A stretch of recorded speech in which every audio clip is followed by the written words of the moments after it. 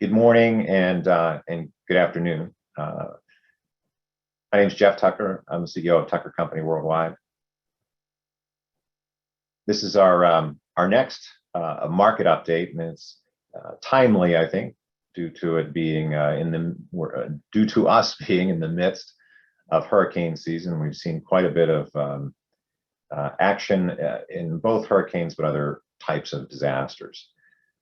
We thought it timely that we had a discussion on disasters. Internally here at Tucker, we depend on a lot of timely information in order to be able to serve our customers and share that information with our customers and our carriers. So we're really excited to have one of my heroes and a friend of in the industry, Kathy Fulton. Kathy's the executive director of the Allen Aid, or American Logistics Aid Network, and Kathy is an expert in disaster recovery. And I'm going to get right to Kathy.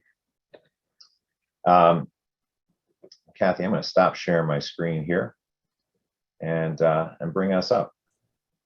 Good. Yeah, thanks for having me today, Jeff. I don't know that I'm an expert. I listen to a lot of smart people like yourself and try to synthesize that information to help make it useful for other folks. And you do an outstanding job of that. And you know, your heart and your mind are in all the right places. And I think that you know, there's a lot of folks who are don't know you're out there, but are very grateful for the work that you and your organization do every day when there's a disaster in the midst, before it's coming, and of course after. So you know, I just thought maybe we could start with you summarizing what Allen is. Yeah, sure. So Allen is a 501c3 nonprofit. We've been around since after Hurricane Katrina, and we were formed by industry. So, you know, a lot of nonprofits come into being because a founder has a heart or a passion for something. It's no different from Allen, in that our founding president, Jock Menzies, really had a passion for how the work that we do day in and day out as logisticians, as supply chain professionals, can really have a positive impact on humanitarian response. And we focus specifically on disaster relief. A good portion of our work has to do with helping the nonprofit community access the logistics services that, you know, happen commercially every day. Typically, that's in a pro bono fashion, just helping them to find organizations that can donate or discount those services. And we're just kind of acting as the coordinator or the introducer between organizations. We do a little bit beyond that, though. As we have gone through our 16-year journey, we've realized that in order for businesses to be able to do good, they have to be doing well. So they have to be profitable. They have to, you know, have their business survive a crisis. So we also realized that providing information and resources to businesses to help their business continuity efforts is critical. And then one of the ways we do that brings in the government, right? So making sure that we are listening to what the government is doing, whether it's, you know, inhibiting commercial activities, as we saw a lot during the pandemic, or if it is enabling commercial activities like what happens with hours of service and waivers. We kind of, you know, like I said, we listen to a lot of smart people. We try to bring all of that information together and then figure out who can benefit from all of that. And ultimately, what we're trying to do is to make sure that disaster survivors are getting the nourishment and the hydration and the medical care that they need in the way, I mean, using good supply chain principles, making sure that they're getting it, you know, on time, that they're getting it from, you know, least cost, all of those things that as supply chain professionals we think about. Yeah, and you know, I got to see a little bit of the, I guess, the behind the scenes work that you do as we were kind of looking at when COVID was first hitting. I think if we can even try to remember, it was out in Washington State, right? And then all of a sudden, New York City was a hotbed of activity, and it was one of those heat zones. and folks weren't, there were some carriers weren't even coming up to the Northeast because of fear. Can you tell us a little bit about maybe, really about how you're advising, how you're gathering that data to provide to government sources, and then and who's consuming maybe those sources? Sure. So our primary work with government sources has to do with FEMA, because they are the coordinating body for disaster response, right? They are the federal emergency management agency, right? So it's their task to work across all the other agencies to help bring together information and resources. So we work with FEMA. We work with three groups at FEMA. We work with the nonprofit groups that's part of FEMA. It's called the Voluntary Agency Liaisons. So we work with them to help the nonprofit community. Work with the private sector office. It's called Office of Business, Industry, and Integration. I'm missing an I, OB3I, and I'm missing an I there. And then we work with FEMA's Logistics Management Directorate.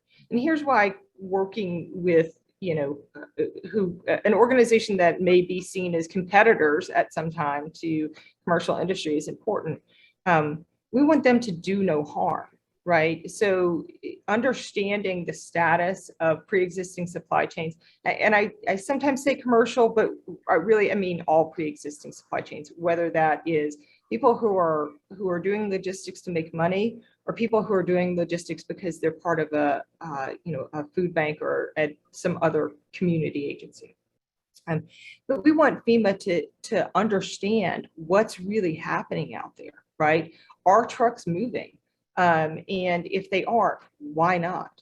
We saw this after Hurricane Ida, even just something as simple as looking at truck counts on the roadways. Louisiana has great truck counter stations along the interstates, and you could see, hey, there's really not as much happening as we would think that there would be, not just because it's a Tuesday, but also because a hurricane just happened and we would expect replenishment.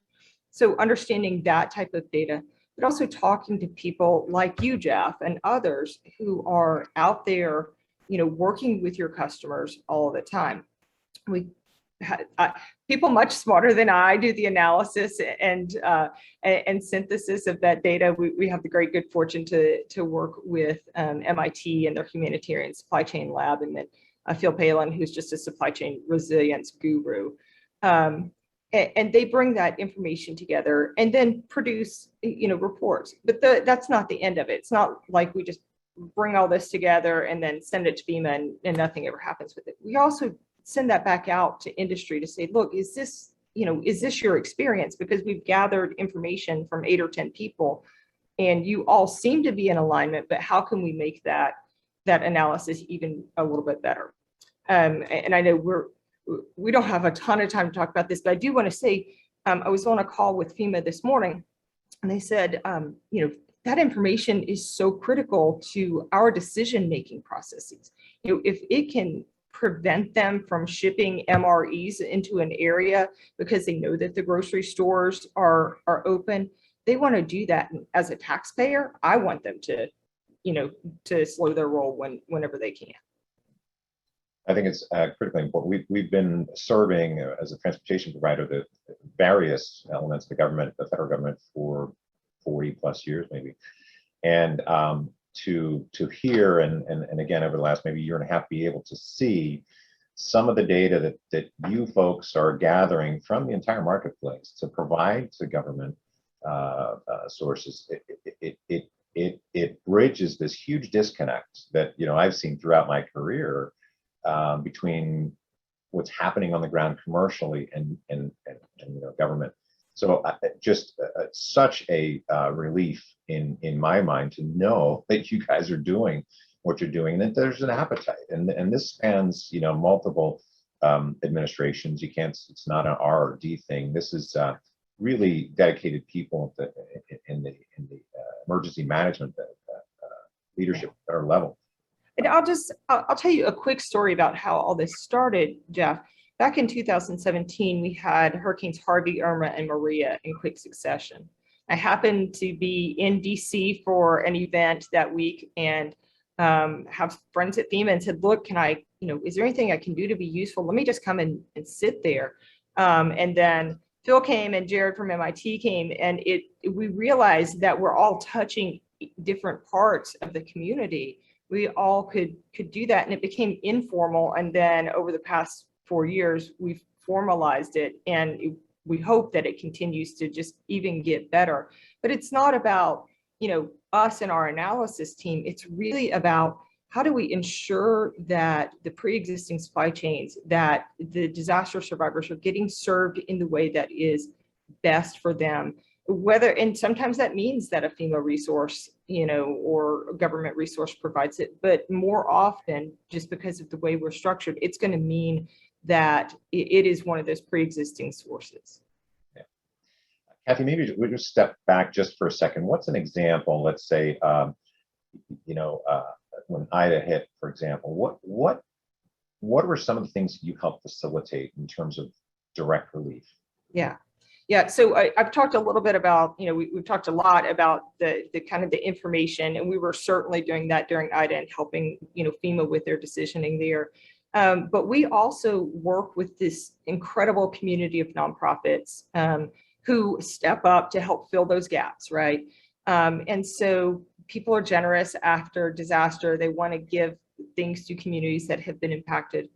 Well, in order to get those supplies distributed, those nonprofits may have to surge in a way that they're not accustomed to. So that means helping food banks with material handling equipment or transportation assets.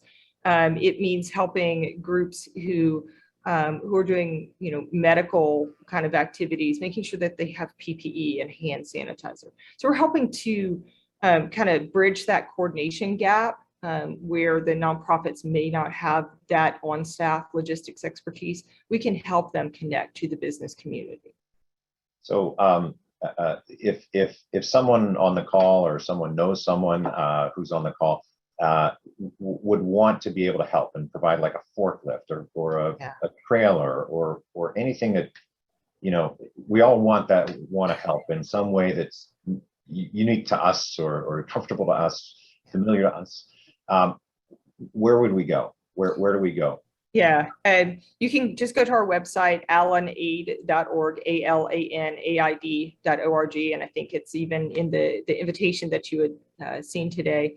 But Jeff, you said something really important, and we want people to help in a way that's meaningful to them, because it is out of our abundance where we can have the most impact, and it's the skills and the knowledge and the assets that we're the best at. Jeff, I would never ask you to try and do something I'd never ask you to perform surgery, right? You're great at a lot of things, but I wouldn't trust you there, buddy. But anything transportation related, I'm coming to you to ask those questions and to look for assistance. Yeah. So with just a couple minutes that we have left, maybe back to the kind of the folks who are on the call are shippers, they're other service providers, and if you've got a facility, let's say, or if you have a customer or you have suppliers in an area that's being hit, and you want to know what's happening. I mean, I know we can go to the news and all that.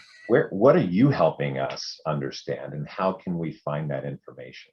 Yeah, there are a couple of ways, and thanks for asking about this. So we actually have a partnership with Everstream Analytics, where we have a portion of their visibility platform that we've loaded some shared logistics assets into. So ports and airports, the top 100 bottlenecks, roadway conditions. You can see all of that on a map. You can see the real time, not just the real time road conditions, temperature and, flooding, but also predictive analytics about weather conditions right now. So that's free. You can also go to our website, alanaid.org. There should be a link on the front page. If not, it's like /map, and you can get directly to that.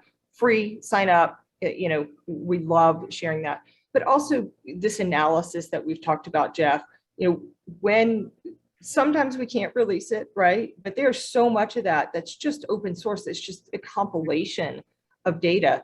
We want you guys to have access to that because we want businesses to continue operating. So it's tremendous. What you provide is tremendous, and it's more data than I've ever seen in any one place regarding transportation. So, I mean, the work that you're doing kind of on both sides of the house, from the the disaster relief and just an informative basis, is just amazing. And just thank you again for all the work you do. I know you don't do it for the thanks. You do it.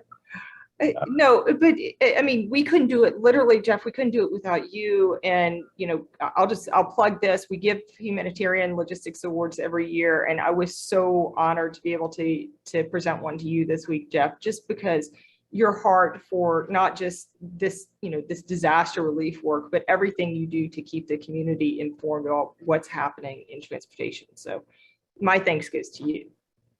Very kind. Thank you. But again, you're my hero. So thank you. Well, we are just at our 15-minute mark. So we do have questions, an opportunity to ask questions. Let me see if I can't see if there's any questions, folks. You can use the Q&A or the chat button. Right now, there are no questions.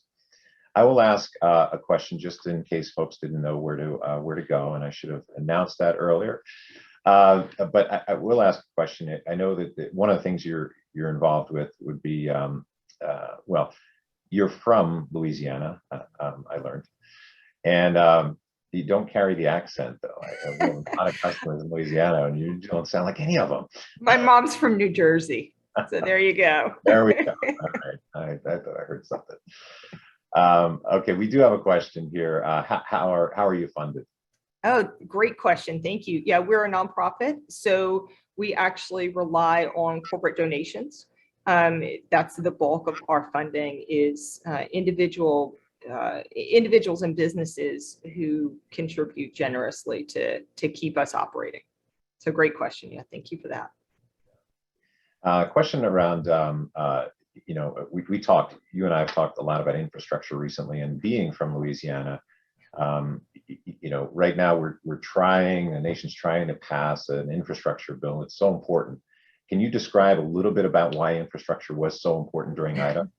Yeah, I mean, and I wish that I had actually looked up the statistic on how much we spent on levees in New Orleans. It's a huge, billions of dollars number, but they helped, right? And so while the devastation around New Orleans and in the South parishes has been tremendous, and it's, my heart breaks for all my family and friends there, we didn't have the large scale loss of life like we saw after Hurricane Katrina, entirely because those levees held and the city didn't flood again.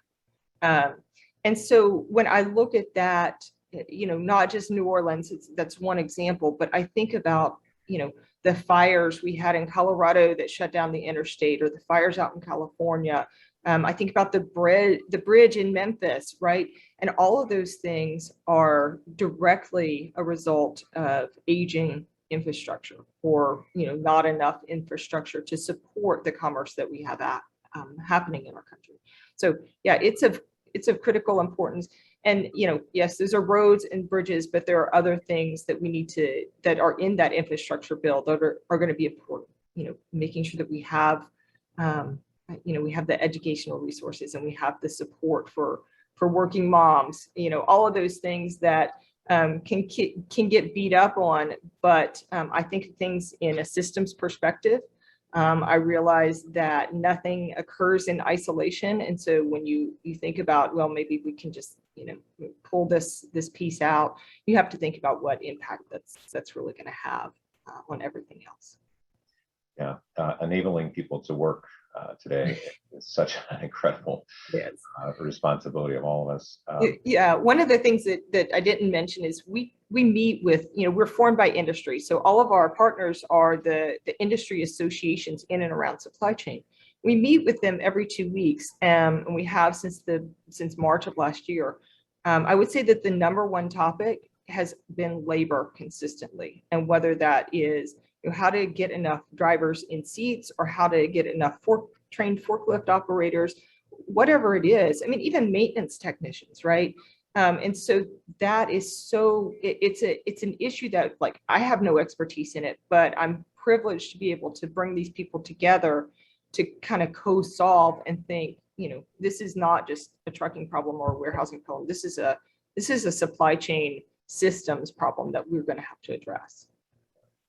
As I think most of us know, and we've seen in the trade press, or even in the popular press, we had 72 ships moored outside of LA Long Beach. I was talking to someone who's in the know, who was expecting it to go to 90 in the really near future. That represents more than a month's worth of work for that port, just sitting on the water waiting to get in, right? So it's another example of potential. I mean, there's a lot of problems there, a lot of issues there. You could peel apart that onion, but infrastructure there is another. Yeah. We're building ships bigger, and we're paying that price, I think, today. Yeah, it's my limited, I'm not a supply chain person by training. I have, a few operations management courses under my belt, but I go back to just my queuing theory training and think, how are we going to catch up? Like, and it's not going to happen this year, unfortunately. So, but telling people to order their Christmas presents early, I don't know is the solution either. Yeah. I'm just going to make all of mine. There was, speaking of that, and I'll get to the last question here. Kathy and I were both at the CSCMP Edge this week. And one of the parcel shippers indicated that there's going to be about a 4 million parcel package a day shortage during peak. Peak for parcel shipping, just to be clear, is Black Friday to Christmas Eve. 4 million a day shortage. So yeah, if you want to make sure you get that thing, you better get it before peak. That's for sure. Well, I'm thinking, I needed to buy a new car this year, so I bought a small SUV, and I'm thinking that I can probably make a little extra cash between November, Thanksgiving and Christmas, just driving packages. Yeah, or selling it. It's probably worth more than you bought it for. Yeah, exactly. Kathy, this is not a question, but someone wanted to thank you for your words that are going to stick with this person for a long time. The quote, "It's out of our abundance where we can make the most impact." Yeah. So it's a great saying, and it struck me, but I appreciate seeing those words in print. Yeah. So thank you. We're all very fortunate people, or we probably wouldn't be on this call today. And there's a lot happening in not just our country, but around the world right now.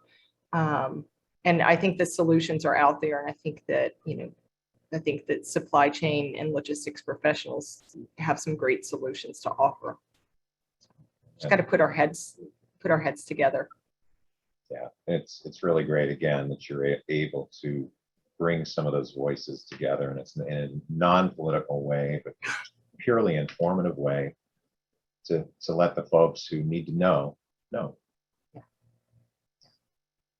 Well, Kathy, I think those are all the questions we have, and just want to give Alan Aid's website one more time. Sure, it's alanaid.org, ALANAID.org, and you can find everything you need right there. Thank you so much, Kathy, and thank you for everyone who attended today. Please support Alan Aid in any way you care to. And we'll be back again. Let's see if I can share my screen again. We've got a date here in the future. Save the date, October 28th, just before Halloween, 12 p.m. Eastern time. And if anyone has Sirius XM radio, I'll be on Road Dog Trucking today at 2 p.m. Eastern for an hour talking trucking. So thank you, Kathy. Thanks, everyone. See you next time. Thanks, Jeff.